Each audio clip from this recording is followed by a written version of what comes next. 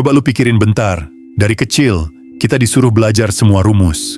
Kita disuruh hafal nama pahlawan, nama planet, sampai teori yang bahkan sampai hari ini gak kepake sama sekali. Tapi satu hal yang hampir gak pernah dibahas, cara ngelola uang. Padahal, tiap hari kita hidup di dunia yang muter karena duit.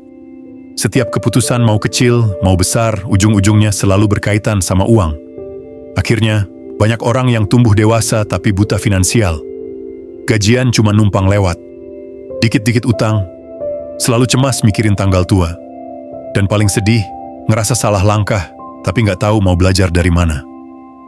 Gue pengen hari ini lu berhenti sebentar. Tarik napas. Karena gue mau cerita 6 hal tentang uang yang harusnya diajarin dari kecil.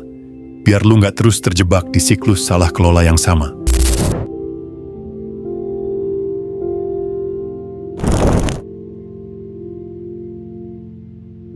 Dari kecil kita diajarin kalau uang itu segalanya. Kalau lu punya banyak duit, hidup lu pasti bahagia. Kalau lu miskin, lu pasti menderita. Padahal, kebenarannya nggak sesederhana itu.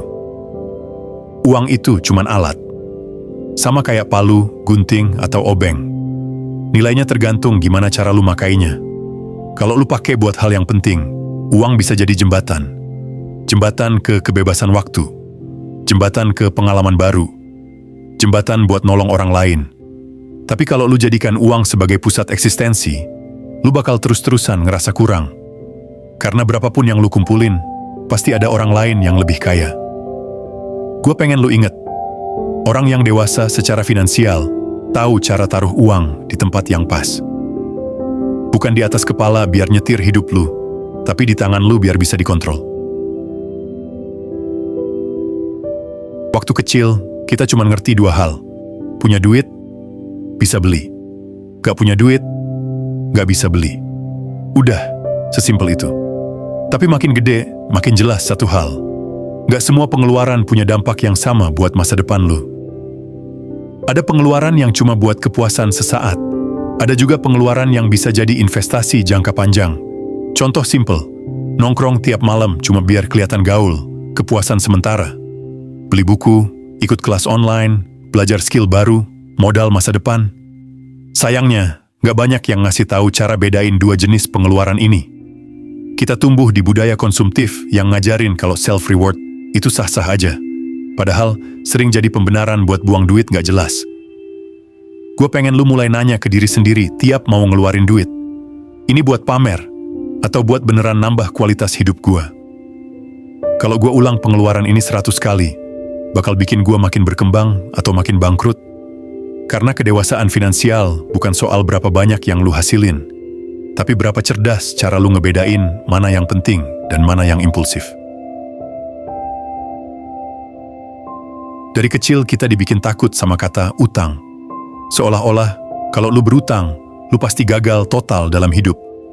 Padahal kebenarannya lebih kompleks. Utang itu netral. Cara makainya yang bikin dia jadi berkah atau bencana.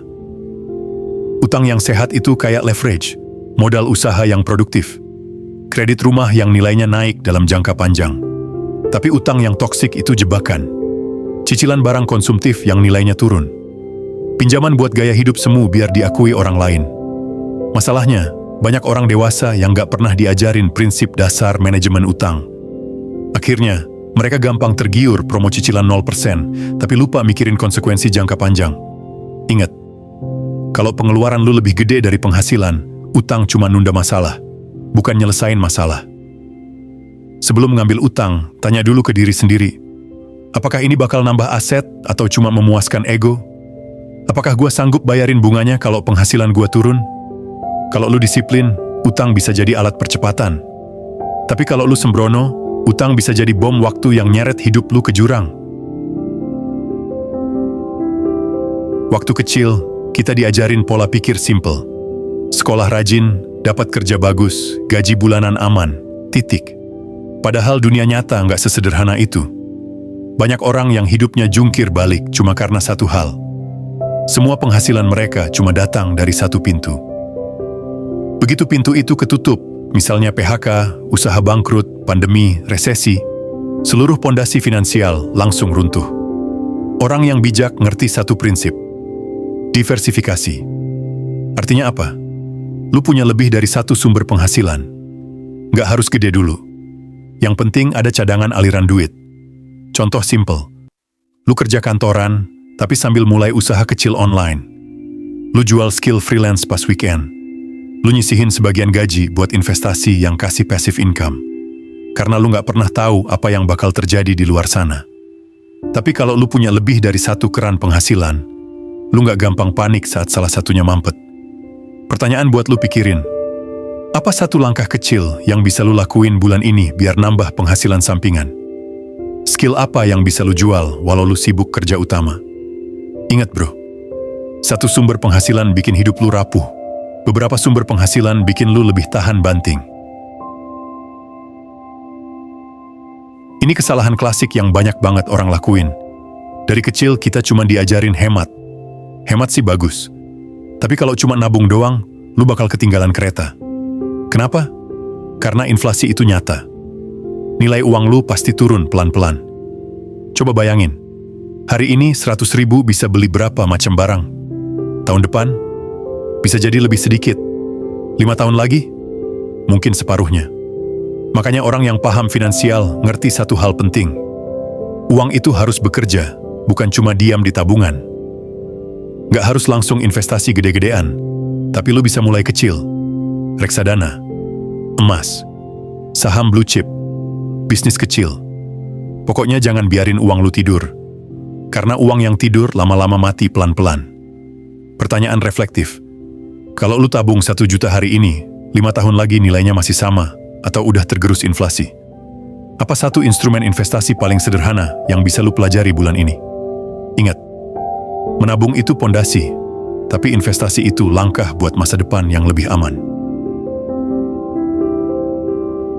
Poin terakhir ini yang sering jadi jebakan halus. Begitu penghasilan naik sedikit, gaya hidup langsung ikut melonjak. Padahal, kalau pengeluaran naik lebih cepat dari pemasukan, lu tetap aja nggak akan pernah ngerasa cukup. Ini yang disebut lifestyle inflation. Contohnya, naik gaji 1 juta, langsung upgrade HP baru. Dapat bonus, langsung cicil motor lebih mahal. Pendapatan nambah, nongkrong makin sering, belanja makin impulsif. Akhirnya, lu capek kerja keras cuma buat nutup pengeluaran yang gak ada ujungnya. Orang yang bijak ngerti satu prinsip simple. Kalau penghasilan naik, bukan berarti semua harus naik.